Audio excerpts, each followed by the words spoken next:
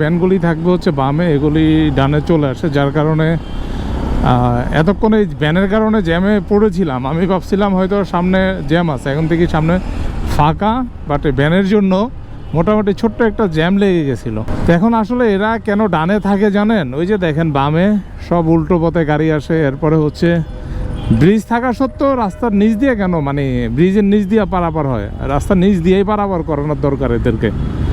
এই যে দেখেন কত সুন্দর ফুটওভার ব্রিজ, গাছ লাগানো, সবুজে ঘেরা, এই ব্রিজ দিয়ে পার না হয়ে এদিক দিয়ে পার হয়। একটা বলতে গেলে আরেকটা, ভাই এদেশে আসলে আপনি কোন টপিকস নিয়ে কথা বলবেন, একটা বলতে যাবেন আরেকটা সামনে চলে আসবে, আগেরটা ভুলে যাবেন। এরপরে দেখা গেছে কি এই যে যেমনে খুশি ও কোন দিক যাইবো ও জানে না, তো ওই দিক যাইবো কে।